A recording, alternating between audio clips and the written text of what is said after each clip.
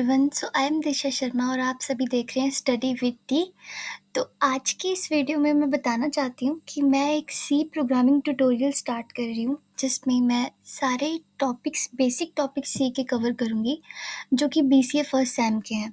उसके सिलेबस के अकॉर्डिंग मैं सी के ऑलमोस्ट हर एक चैप्टर के ऊपर वीडियो बनाऊँगी और हर एक माइनर से मेजर तक हर एक टॉपिक को कवर करूँगी।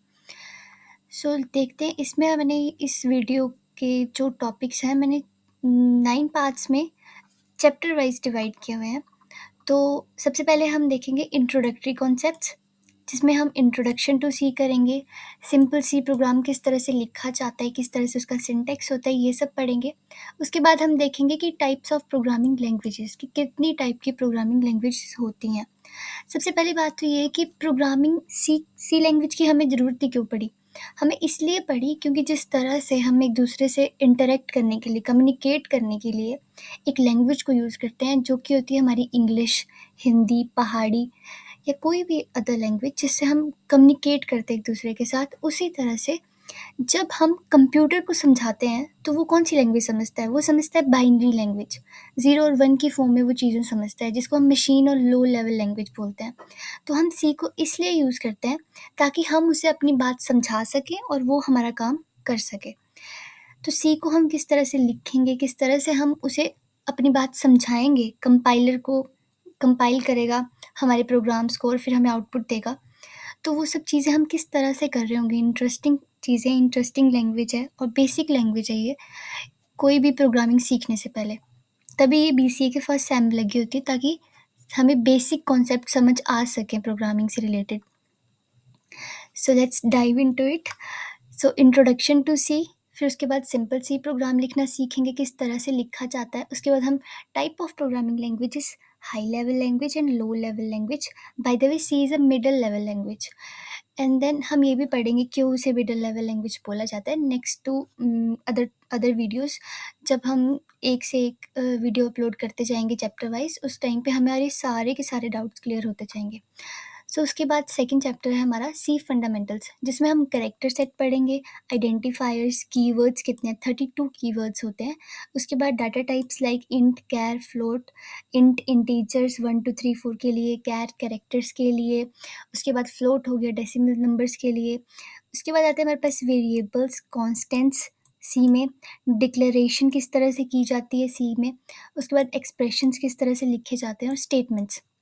उसके बाद है हमारे पास थर्ड चैप्टर, जिसमें हम कवर कर रहे होंगे ऑपरेटर्स एंड एक्सप्रेशंस, जिसमें हम पढ़ेंगे arithmetic, unary, relational, logical operators, assignment operators, conditional operators, library functions.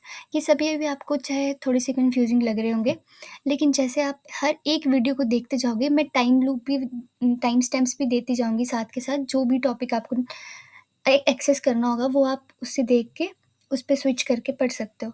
उसके बाद है हमारे पास running a complete C program, कि किस तरह से हमें सी प्रोग्राम को कम्प्लीटली रन करना है। उसके बाद सबसे पहला है कि राइटिंग अ सी प्रोग्राम, किस तरह से लिखना है, कंपाइल किस तरह से करना है, एग्जीक्यूट किस तरह से करना है प्रोग्राम को, और डीबगिंग टेक्निक्स को देखेंगे हम।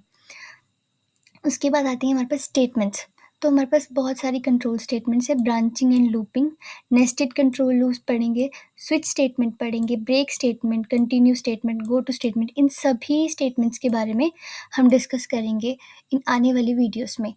उसके बाद है हमारे पास एरे। तो एरे को किस तरह से डिफाइन किया जाता है, multi dimensional arrays, 1 dimensional array, 2 dimensional array. उसके बाद processing an array, passing arrays to a function, और स्ट्रिंग्स के बारे में पढ़ रहे होंगे हम।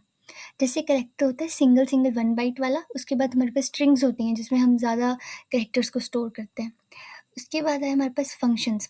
डिफाइन अ फंक्शन, किस तरह से फंक्शन को डिफाइन किया जाता है, क्योंकि जो सी होती है वो प्रोसीजरल ओरिएंटेड लैंग्वेज होती है, जिसमें हम ज़्यादा फंक्शंस के ऊपर ही ध्यान दे रहे होते हैं, जो कि ज़्यादा ऑब्जेक्ट ओरिएंटेड प्रोग्रामिंग नहीं होती, जिसमें ज़्यादा इनहेरिटेंस, एब्स्ट्रैक्शन, ये सब चीज़ें नहीं होती, जिसमें हम नॉर्मल चीज़ों के ऊपर, नॉर्मल फंक्शंस के बारे में ही, फंक्शंस को ही यूज़ कर रहे होते हैं। Accessing a function, function prototypes and recursion, हम ये सारे कॉन्सेप्ट फंक्शन वाले चैप्टर में कवर करेंगे। और फिर हम पढ़ेंगे पॉइंटर्स के बारे में। तो पॉइंटर्स होते हैं हमारे पास, पॉइंटर किस तरह से डिक्लेयर किए जाते हैं, passing pointer to a function, pointers and one dimensional array, dynamic memory allocation, operations on pointers, arrays on pointers. So that's it. हम इतना सा ही पढ़ेंगे और हमारी सी के सारे टॉपिक्स कवर हो जाएंगे इसमें। सो हम इस ट्यूटोरियल जो मैं ये ट्यूटोरियल स्टार्ट कर रही हूँ, इसमें मैं चैप्टर वाइज हर दिन एक वीडियो अपलोड करूँगी और उस वीडियो के डिस्क्रिप्शन में मैं आपको अपना एक टेलीग्राम का लिंक अभी डाल रही हूँ, उसे आप चेकआउट करना और उसे सब्सक्राइब करना। जब भी मैं कोई चैप्टर अपलोड करूँगी उसी टाइम पे मैं उसके नोट्स भी उसमें उसके डिस्क्रिप्शन में डालूँगी, जो आपको टेलीग्राम पे मिल जाएंगे जाके। So thank you so much.